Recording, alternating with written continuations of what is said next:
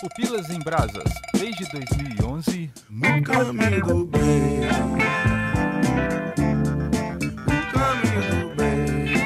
Aqui é o chefe Samuel Santos, aqui direto de Juazeiro do Norte, com as culinárias nordestinas. E minha mãe sempre falou que cozinhar é uma terapia, mas eu não achei que eu ia chorar. Se a faca tiver cega...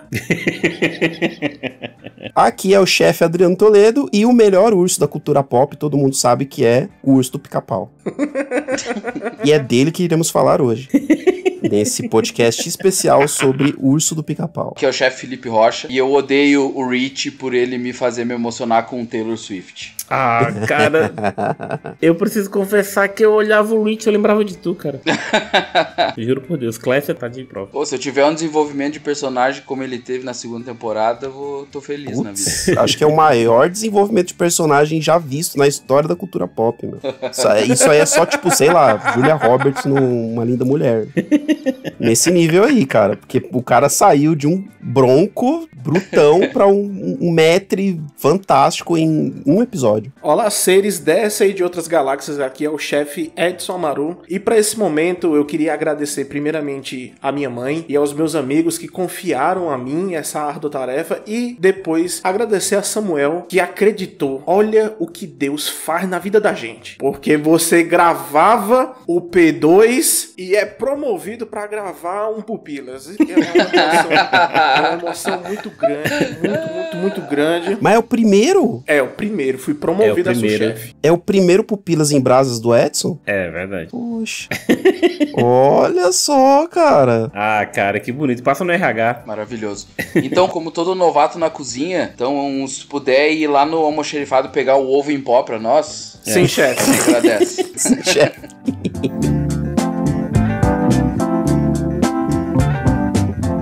Cara, a gente reuniu aqui essa equipe de chefes malucos e maravilhosos para falarmos da melhor série de 2023. Ou talvez fazer uma terapia, né? Todo mundo.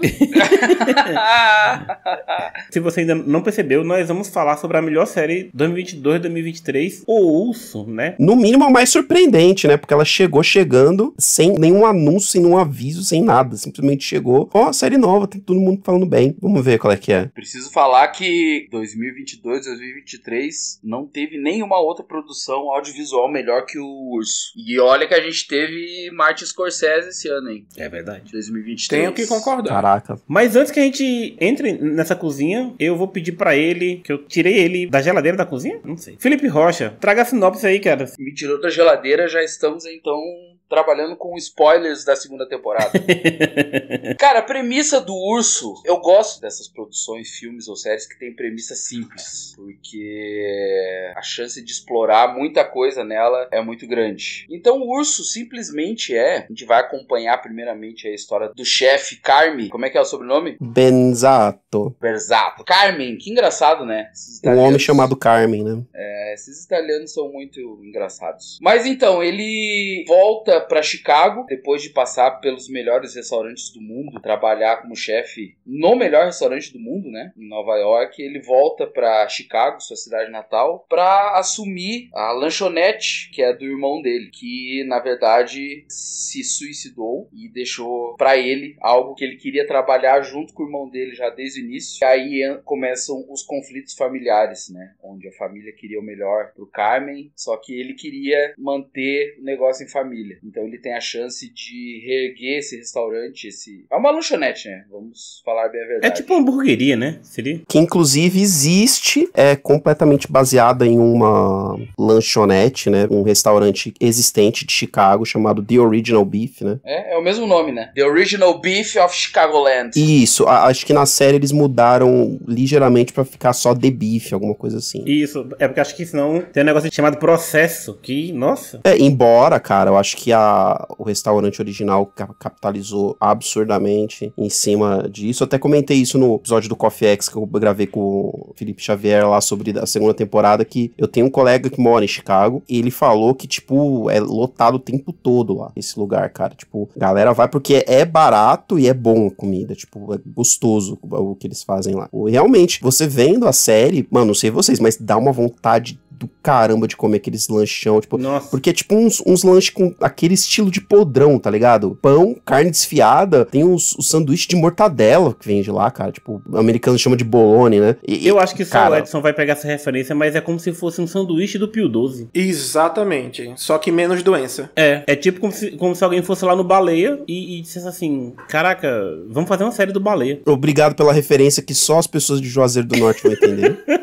Não, o mancomunado que nós temos. Toda vez que a gente entra pra gravar junto, a gente solta um bairrismo que é pra deixar todos os paulistas e a galera do Rio de Janeiro perdido do mesmo jeito que a gente fica quando escuta o contrário. É uma vingança territorial. Sentir a crítica. Caraca, não tinha entendido isso, meu. Gênios vocês dois, hein? Mas assim, cara, a gente começa nessa série, como o Rocha falou, o Carmen abandona o emprego dele lá, realmente no melhor restaurante do mundo, pra tentar deixar algo de pé. E eu sempre me pergunto, quando eu vejo ali o primeiro episódio, aquela bagunça que é o primeiro episódio, eu acho que ele tá muito atrelado ao que o Carmen quer fazer dentro do restaurante. Porque assim, se você vê durante a série, acho que os primeiros 3 episódios, ele vai contrastar muito com o local que o Carmen estava e o local que ele está agora. Cara, tem muitas vezes que a série começa com aquele restaurante maravilhoso assim, que eu digo, todo limpo, branquinho, tudo mais, as pessoas falando em uníssono e tudo mais, e do nada tem um corte seco tarantinesco assim, e as pessoas começam a gritar no restaurante, começam a falar, vai, seu filho da puta, não sei o que. E aí começa uma confusão louca, o papel que tá dobrando assim, o sanduíche fica transparente de tanto óleo, e você fica dizendo assim, meu Deus do céu, o que tá acontecendo? Você sente muito esse contraste de como que o Carmen estava, e como, onde ele estava, quer dizer, e onde ele está agora. E isso é totalmente alinhado inversamente. Ele estava bem... em um local e ruim em outro. Interiormente, ele estava ruim em um local e bem em outro. É porque, assim, a série ela mostra com maestria, pra quem não tem a mínima noção, como pessoas normais como nós, como funciona os dois mundos. Como funciona um restaurante de bairro familiar, que é tudo na base da... Você não tem método, a galera faz as paradas do jeito que quiser. Ele chegou e o método do irmão dele ainda estava em atividade, tipo, ainda estava funcionando, que era não ter método, basicamente. O sistema, como eles chamam, né? É, Não um mexe sistema. no sistema. Respeita o sistema. Que em TI a gente chama de go horse, que é o método cavalo. Vai que vai, sem método, sem nada, que se dá certo, se não der, não deu. Basicamente isso. Aí mostra esse outro mundo, que pra gente também é totalmente alienígena, que é uma cozinha totalmente estéril, com tudo funcionando como se fosse um relógio suíço, em que todo mundo tem uma função, todo mundo sabe sua função muito bem, as pessoas se comunicam dessas formas, só que, ao mesmo tempo, não é um ambiente amigável. Não. Isso que, no decorrer da primeira temporada, na segunda também, a gente vê que existe uma diferença brutal em relação a relações humanas nesses dois ambientes também. Porque no restaurante do irmão dele, no The Beef lá, eles conseguem criar relacionamentos, criar empatia uns com os outros. E criar até as tretas também, ok. Mas o que mostra na série, e que mostra até em outras obras também que saíram... 2022, inclusive, tipo o Menu, que tem pupilas, gente. Muito bom também. O ambiente de restaurantes estrelados, de restaurantes extremamente chiques e tal, o que essas séries passam, pelo menos, aí eu não sei se é a realidade, porque eu nunca trabalhei nisso, é tóxico pra caramba. Aparenta ser, né? E é o que mostra do Carme também, né? Que ele trouxe muito disso. Dá a entender que ele aprendeu muito com chefes extremamente tóxicos e malditos com ele. Que é o ambiente da cozinha, né? A gente lendo e assistindo sobre... Até reality show, né? Exatamente. Tipo, a gente vê que é um moedor de gente. É algo extremamente, como a Adriana falou, um ambiente extremamente tóxico. Tal. Só que é engraçado a gente ver, e até daí eu trago, eu acho que a minha visão mais ampla sobre a série é meio que uma contradição, porque pra mim a série ela fala, entre outras coisas, entre saúde mental, relacionamento familiar, eu acho que mais do que isso, eu acho que a série fala sobre trabalho e a nossa relação com o trabalho, a relação que, vamos colocar aí, que os millennials, né, que nos enquadramos, que é, né, o demográfico dos personagens da série. Exatamente. Eu acho que mostra muito essa relação que a gente tem com o trabalho, essa relação que a gente tem entre tentar achar nosso propósito de vida no trabalho.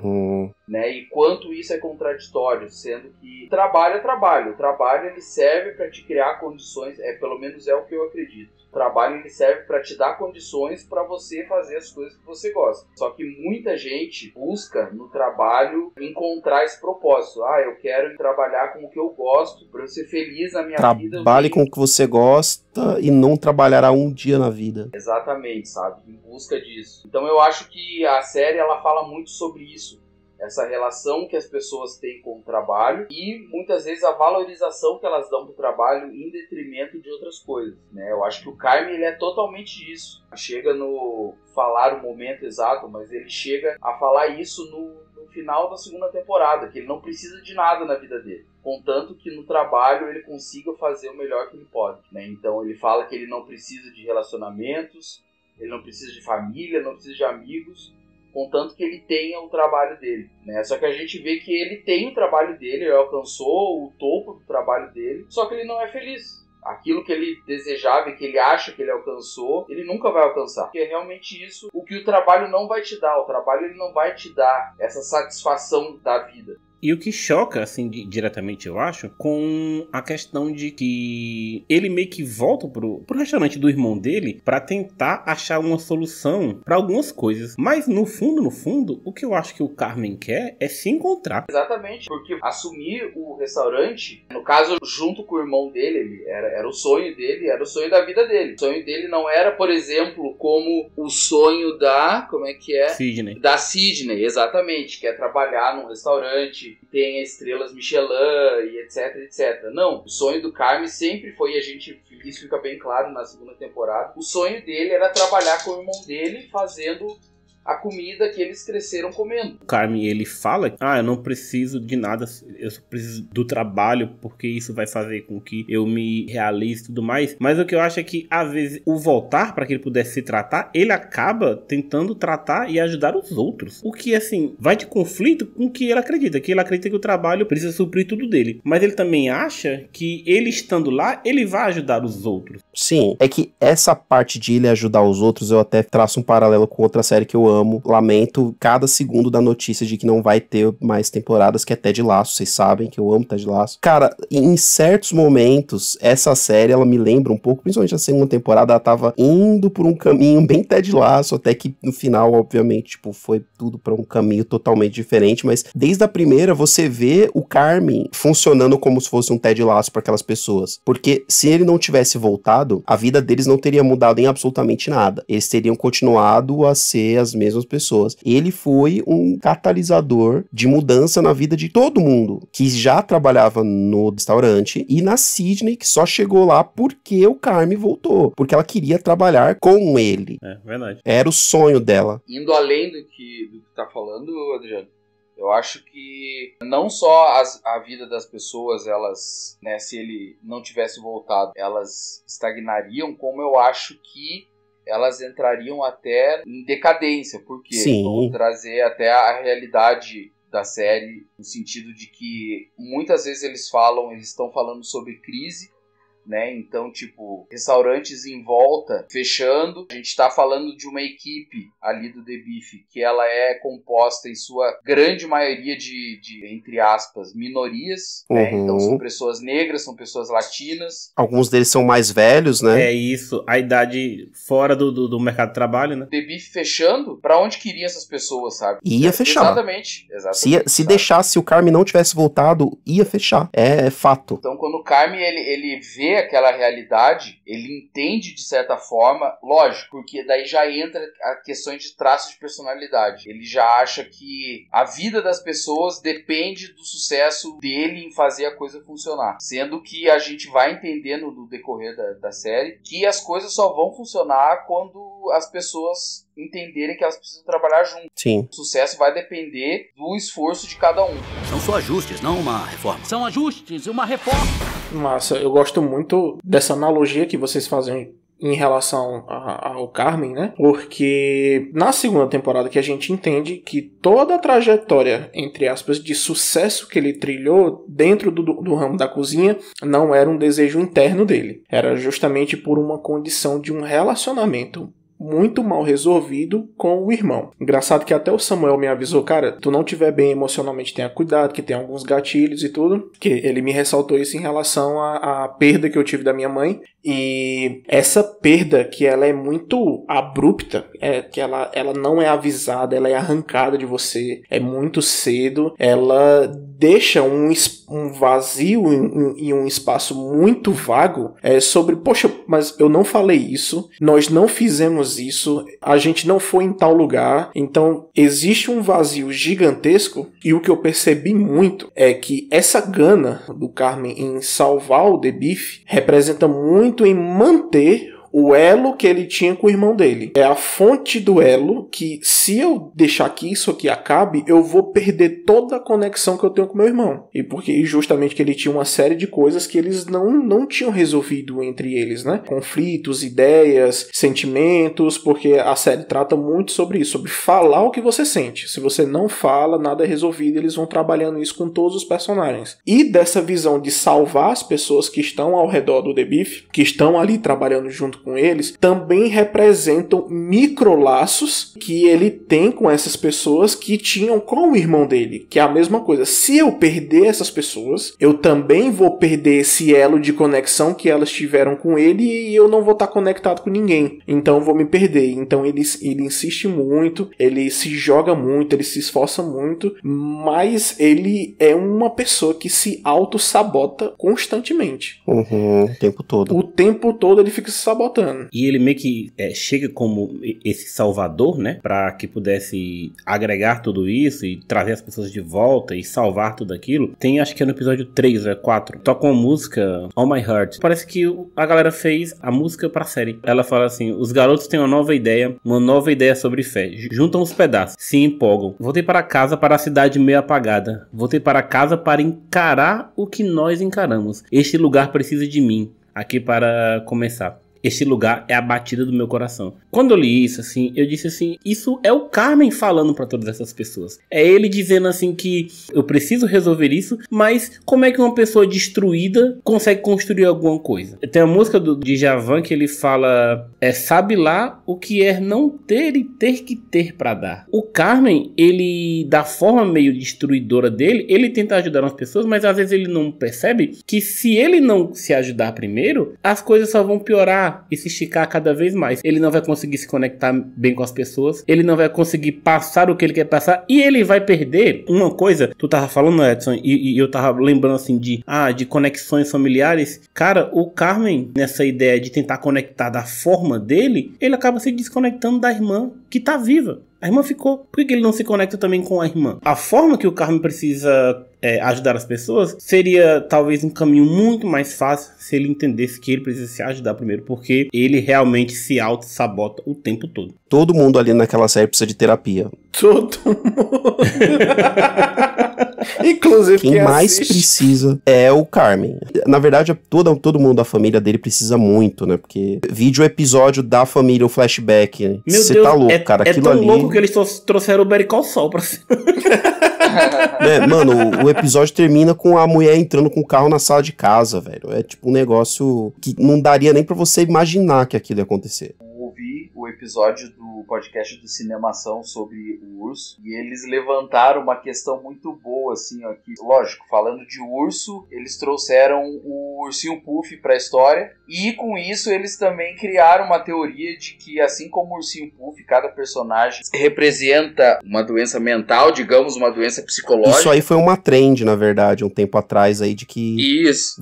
O teste do ursinho Puff, né? Cada personagem do ursinho Puff representa uma condição psicológica, você faz o teste, no final do teste você pega alguma coisa. Isso, exatamente. Na série a gente também pode ver que cada personagem, lógico, não todos, mas alguns dos principais, eles representam também algum tipo de condição psicológica, né? Por exemplo, o próprio Cartman, ele é um TDAH escrito, a mãe dele é... narcisista. Além disso, ela é borderline, assim, muito clara. O que é borderline? Borderline é uma condição onde as pessoas, elas tendem a confundir. As pessoas falam, aquela pessoa é bipolar porque ela fica mudando de humor. Sei. Na verdade, quem fica mudando de humor, assim, muito constante, assim, É borderline. de uma maneira rápida, é o borderline. A questão do bipolar, ele tem períodos mais longos, né, com o mesmo tipo de humor, digamos assim. E o próprio irmão dele, a questão do suicídio, o irmão dele lutando com a depressão. Então, se a gente começar a analisar os personagens, a gente consegue ver várias condições psicológicas que eles têm, algumas doenças psicológicas. Todas não tratadas.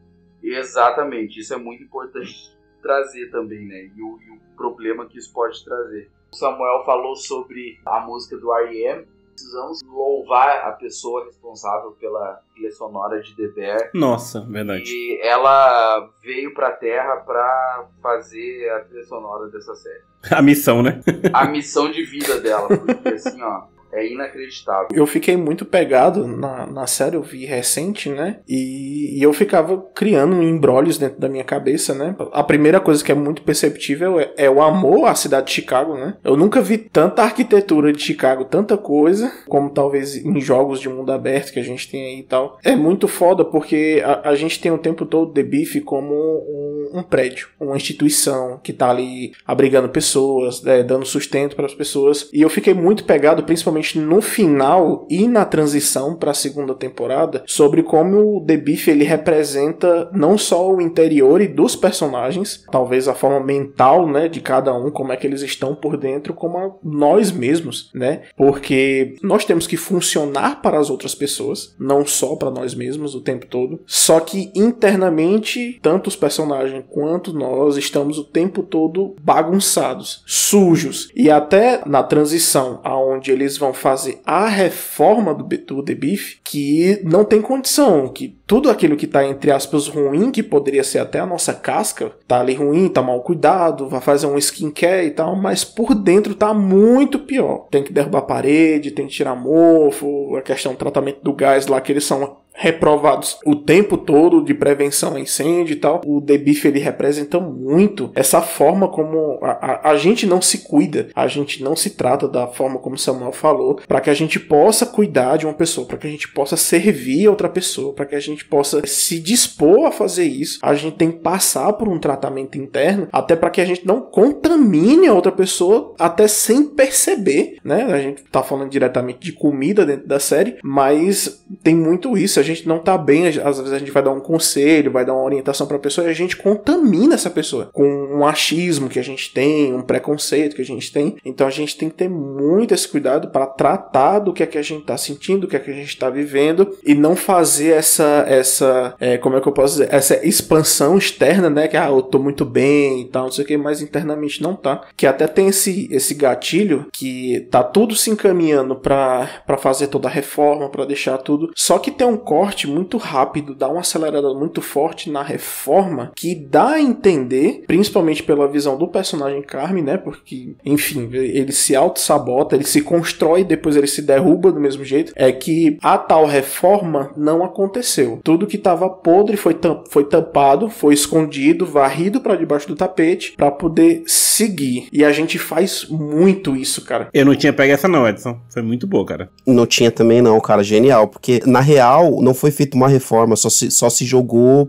acabamento por cima do que estava zoado. A gente falou um pouco aqui sobre a questão de como é que a gente enxerga o trabalho, como é que a gente tem que superar perdas, como é que a gente precisa superar o luto, como é que a gente precisa coordenar relações entre nós mesmos e as pessoas que estão ao nosso redor. Eu acho que eu comentei com o Samuel que eu amei essa série, assim, ao extremo, porque me trouxe muitas reflexões sobre mim mesmo, mas veio como um soco no estômago, muito forte mesmo. Por exemplo, a gente tá falando de trabalho, né? Todo mundo fica muito imerso no trabalho, principalmente o Carmen, fica muito imerso no trabalho até para esconder justamente essas falhas que ele tem, que ele tenta resolver, mas ele se auto-sabota dizendo que ele não consegue resolver. Por exemplo, eu vivi muito tempo em função de trabalho até dias atrás. E eu comecei mano, o que é que eu tô fazendo comigo? Justamente porque a gente fica numa corrida da sobrevivência. A gente precisa trabalhar, ganhar nossa grana e conduzir o resto da vida. Só que a que preço? Isso, justamente dos pontos que a gente fala, que as pessoas vão se distanciando ao mesmo tempo. O Carmen, ele vai se distanciando da irmã, o Richard se distancia da esposa, da mesma consequência se distancia da filha, e isso tem um peso muito severo nele, né? Que apesar da primeira temporada eu ter muita raiva do Richard, eu me apaixonei por ele na segunda temporada. E é muito sobre vamos arrumar de fato o que precisa ser arrumado. Alguns personagens conseguem isso, mas é muito sobre sucesso e fracasso e o que isso representa pra gente. O que é de fato sucesso pra nós como pessoa e indivíduo e o que é um fracasso pra nós como pessoa e indivíduo. São só ajustes, não uma reforma. São ajustes, uma reforma.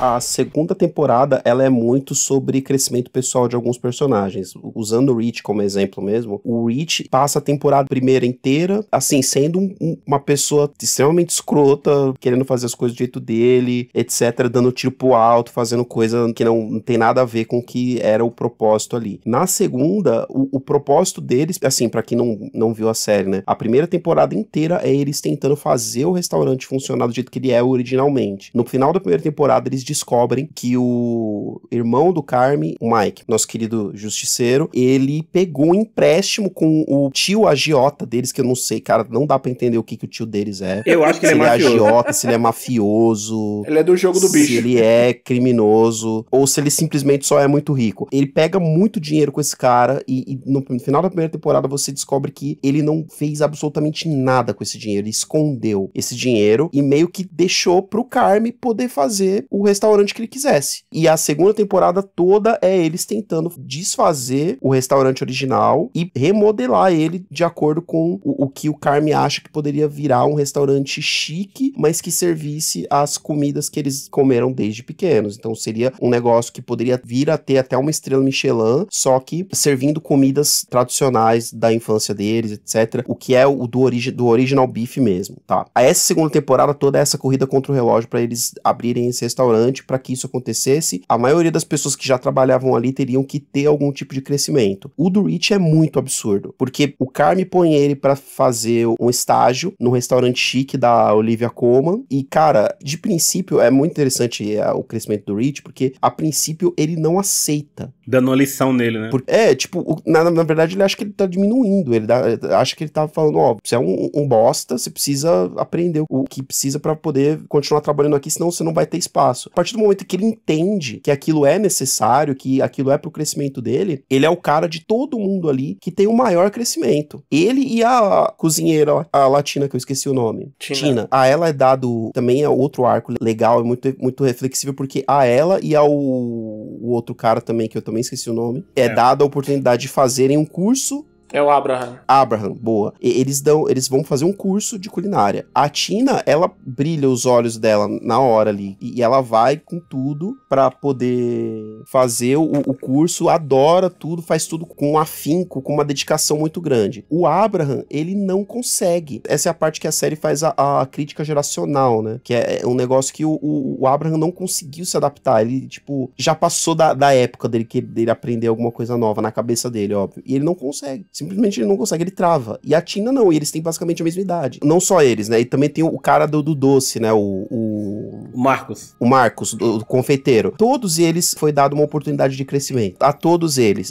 O cara foi pra Amsterdã, pra Copenhague, pra uma Copenhague, é. Isso, pra Copenhague, pra aprender lá com o Eustácio do Crônicas de Nárnia a como ser um bom confeiteiro e tal. O cara volta mestre no negócio. Todo mundo cresceu. Ele volta mestre e tocando o coração das pessoas, porque ele apresenta uma sobremesa, duas sobremesas, aí vai falando o nome, essa aqui. E essa terceira é o Mike, porque ela tem um pouquinho de cada um de nós. Puta, mano. Vai a merda. O cara volta destruindo, tá ligado? Todo mundo, a Sidney também, porque deram pra ela parte das responsabilidades ali na reforma, tudo, ela tipo meio que virou chefe dos caras ali, foram contratar gente e tal, até dá merda num dos caras que eles contratam, mas enfim, todo mundo ali tem uma chance de crescimento, a maioria deles abraça a chance de crescimento. O Carme, ele, não sei, parece que ele dá um passo pra trás na segunda temporada, porque a primeira toda é ele brigando pra poder manter o restaurante, brigando pra poder manter o legado do irmão dele. Na segunda, eles têm a chance daquilo virar, porque eles têm lá o dinheiro e, tipo, voto de confiança do tio deles e tudo mais. Só que é como o Edson falou, ele constantemente se auto-sabota. E isso fica muito claro no final, no raio da maçaneta do frigorífico. Teve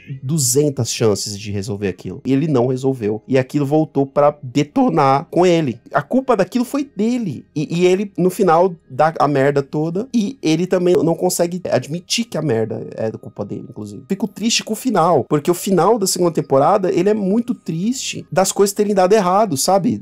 Tudo que eles fizeram na segunda, do crescimento da maioria dos personagens e ter dado a merda que deu, entendeu? Isso que me deixou consternado com o final da segunda temporada, mas realmente é algo também que é genial, porque numa série normal, teria dado tudo certo. E todo mundo viveria feliz pra sempre. E não é isso que acontece na vida real, muitas vezes, né, cara? Então, só mostra como a série é genial. Tem duas coisas que me chamam muita atenção nisso que tu falou, Adriano, que eu acabei lembrando aqui. A primeira coisa, né, que a gente descobre que o Mike não gastou dinheiro e botou tudo naquelas latas. Eu revendo a série, o Richard chega pro irmão, pro Carmen, e fala assim: Carmen, não muda o processo, segue o sistema. E aí, o primeiro episódio termina com o Carmen indo abrir a lata de molho de tomate, e aí ele olha assim, faz do meu jeito, e joga a lata de tomate fora. Tipo assim, se ele abre a lata de tomate e ele segue o que o Richard falou, ele descobriu o dinheiro no primeiro episódio. Sim. Mas o Carmen, ele tava tão louco de um jeito e querendo resolver as coisas simplesmente do jeito dele, porque o jeito dele é o único jeito de fazer, que ele se fecha pras pessoas de uma forma que ele acaba sempre se sabotando, como a gente já falou. E aí, cara, é interessante isso, Adriano, que você falou, eu não tinha notado, que as pessoas dão um passo pra frente na segunda temporada e o Carmen dá um passo pra trás, realmente, porque o primeiro episódio começa da segunda temporada, eles tentando ver lá como é que vai ser e tudo mais, e o Richard lá no porão. E foi uma cena que me tocou muito, porque eu já passei, não exatamente aquilo, mas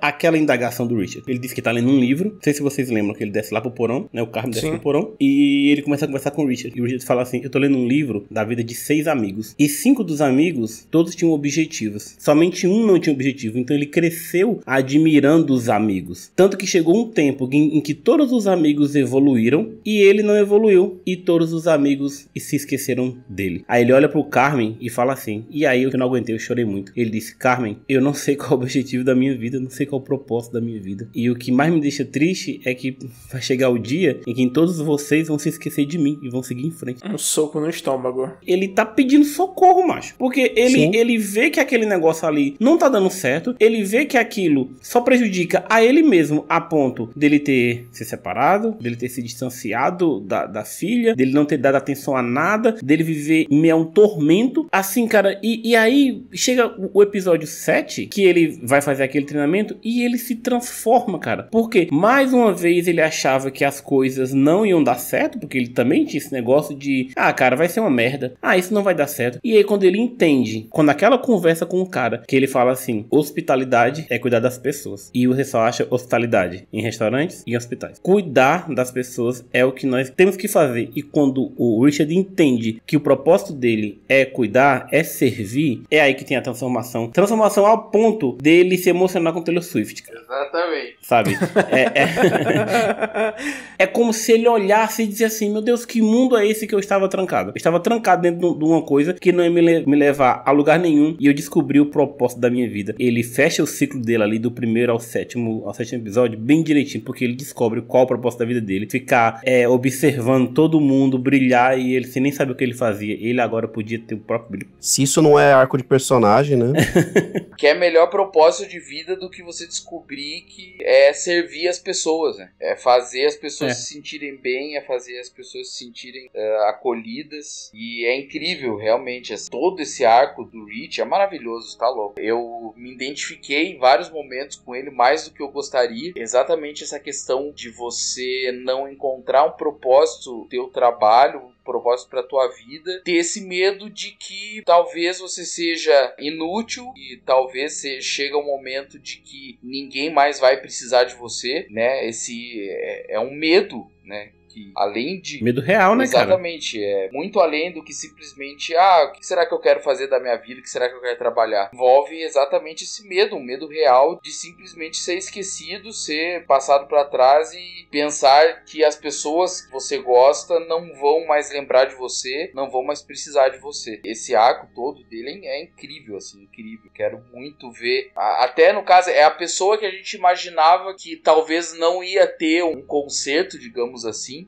e é a que primeiro encontra que ela deve fazer. Eu quero muito ver como as pessoas vão lidar com esse novo Reach. É muito engraçado também as reações das pessoas com o novo Reach, assim. Ele de terno, aquela parte onde eles vão começar o serviço no novo restaurante, que ele tá conversando com a Sidney. Quando ele vai sair, ele nota que tá uma caneta vermelha misturada com as canetas pretas. Ele pega... É numa entrevista de emprego, que ele tá entrevistando pessoas, né, pra trabalhar lá. Exatamente. Ele pega a caneta vermelha e bota junto com as vermelhas, assim, tipo... É que ele fala assim, como essa pessoa não se incomodou com isso, né? Esse é o novo Reach. Uma sensibilidade a ponto de dizer assim, caraca, tem uma coisinha errada aqui e eu preciso consertar isso. Um cuidado que tipo, na primeira temporada não teve. Cuidado de, tipo, ele colocar remédio dentro do suco das crianças, né? Aprendemos muito com isso. Colocar Rivotril no suco das crianças na festa de aniversário. Aprendemos muito. Ótima dica. E para um cara que, né, agora cuida até onde tá cada caneta. São só ajustes, não uma reforma. São ajustes, uma reforma.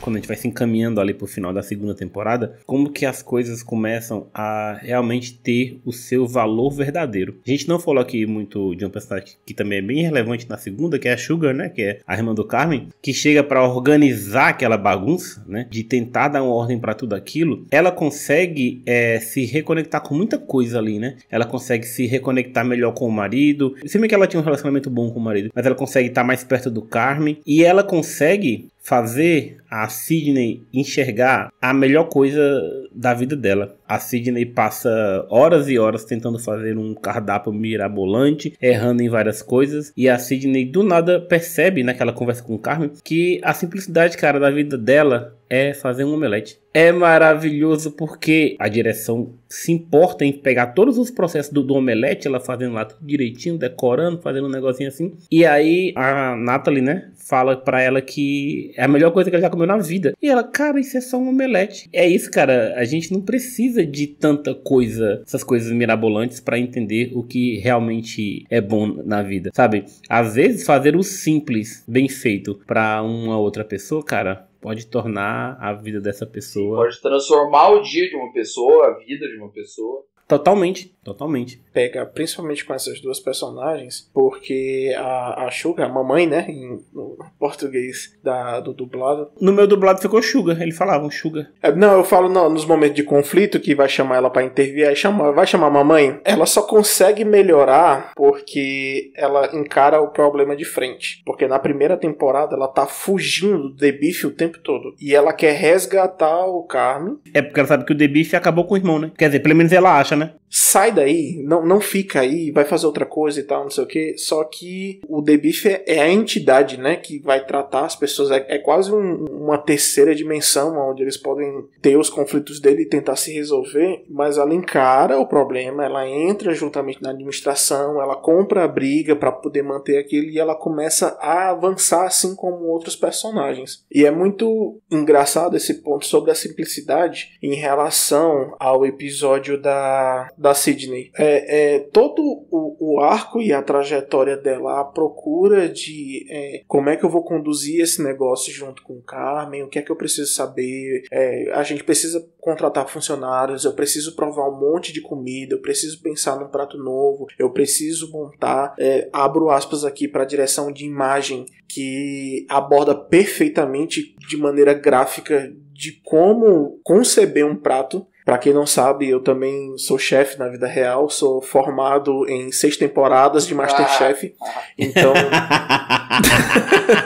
É muito foda o arco do episódio dela, que ela passa a saga dela inteira durante o episódio, pra chegar no final, ela se satisfazer com a banana split cheia de chantilly, que não tem nenhuma construção de sabor, não tem nada, é uma banana com um monte de açúcar em cima, justamente no ponto que você toca da simplicidade. A gente corre na vida para resolver, para falar sobre tantas coisas, e a gente não se concentra em fazer o simples, que às vezes o simples alguém tá passando por uma dificuldade e a gente já chega com uma bagagem enorme dizendo o que é que a pessoa precisa fazer, faça isso, faça aquilo, e no final às vezes o que a pessoa precisa é ser ouvida, é que você cala a boca e abre os ouvidos, e isso ali resolve. E essa simplicidade talvez é o que a gente menos pratica no dia a dia. Eu tenho um pouco de carne, e isso tá atrelado diretamente aos meus relacionamentos antigos. Eu sabotava todos eles, baseado em como eu achava que a vida era, ou como ela deveria ser, fazendo escolhas erradas, tirando pessoas que não precisavam ser tiradas da minha vida, colocando pessoas que não deveriam ser colocadas. Como o Adriano falou, o Carmen parece que dá um passo para trás, né, para tentar ver tudo isso, porque ele tenta se reconectar com o amor do passado, e isso faz com que ele tenha um pouco da mãe dele, de destruir tudo aquilo que tá ali ao redor dele. Quando o Carmen entra ali na geladeira e ele fica preso, eu até mandei isso pro Felipe, eu disse, caraca, não parece que o Carmen, porque ele é o urso, né, a própria namorada dele falava, o urso, não sei o que, e ela dizia que ele era o urso. Parece muito que o Carmen está num estado de hibernação, porque ele precisa ficar ali parado para que ele saiba que o mundo continua. Exatamente. Quando um urso entra em hibernação, ele acha que tudo parou, mas as estações estão acontecendo lá fora, as coisas estão acontecendo, e outra, tá acontecendo bem, porque o restaurante anda bem sem o Carmen. Ele fica lá tentando resolver os conflitos dele com ele mesmo, para que ele possa entender que as coisas precisam andar sozinho. Eu acho interessante que muito do que se precisava ser feito com o Carmen durante todo o episódio é feito em, 5 minutos que ele passa dentro da geladeira, porque quando ele tá lá, ele admite erros, ele fala, eu errei nisso, eu deveria ter feito isso. Eu tô muito empolgado para saber como que vai ser essa próxima temporada, porque eu quero ver esse novo Carmen saindo dessa hibernação, porque esse efeito de hibernar deve ter transformado o Carmen, tanto que tem uma cena bem interessante, quando o cara tá tirando o Carmen lá da geladeira, a câmera vem para trás, ela pega só uma partezinha assim do rosto do Carmen numa prateleira, e a porta vai se abrindo e a luz entrando, e é uma fotografia muito bonita, como se realmente estivesse na hora do urso sair da hibernação dele, né? E aí, como é esse novo Carmen, depois de ter admitido todos esses erros, depois de admitir que é uma pessoa ruim, que sabota as coisas, que afasta as pessoas, e aí eu pergunto, como que nós precisamos ter essa hibernação dentro da gente, para que a gente admita que a gente precisa mudar, para que a gente precisa dar valor às coisas que são realmente importantes na nossa vida. O urso, ele me mostrou ainda mais o que é valoroso na vida. Em alguns momentos, esse meu recesso, Clécia trabalhou, né, e eu quis ficar sem fazer nada, e aí eu lembrei muito que eu podia, muitas vezes, ir na casa da minha sobrinha e botar ela na bicicleta e viver alguns momentos com ela. Eu acho que o urso, ele quer tentar, no final da temporada, transformar, não só o Carmen, mas transformar a gente que tá assistindo isso, tá ligado? Perfeita a sua colocação em cima disso, e até trazendo o que você falou aí da questão da direção de imagem. Cara, que esculacho é a série em questão de imagem desde o início da primeira temporada, onde o primeiro episódio é estupidamente sujo, uma imagem hiper mega saturada, escura, ressaltando ali a sujeira que está no restaurante, o processo de limpeza, a forma como a imagem vai clareando de fato, à medida que tudo vai se ajustando, à medida que as coisas vão sendo consertadas, e no final, quando tem toda aquela treta, toda aquela confusão em relação aos pedidos lá, a imagem volta a ficar escura, que ela vem acompanhando junto com o caos, e a renovação da segunda temporada, onde tudo é muito claro, porque as pessoas estão num processo de cura interno e tudo é muito externo. A gente fica sufocado na primeira temporada dentro do restaurante, mas na segunda a gente tem outros lugares, locais diferentes, países diferentes, situações diferentes, e tudo muito aberto, muito amplo, que é justamente para trazer essa sensação de estamos consertando as coisas, estamos nos mudando, nos transformando, e a gente chega no final com o cubículo máximo da série, que é dentro da geladeira, que é até, no meu ponto de vista, lógico, extremamente sufocante. E é quando a gente chega no fundo do poço, que a gente não tem para onde ir, a gente não tem para onde correr, e a gente se vê preso dentro do pesadelo que a gente cria para nós mesmos. Entenderam alguma coisa?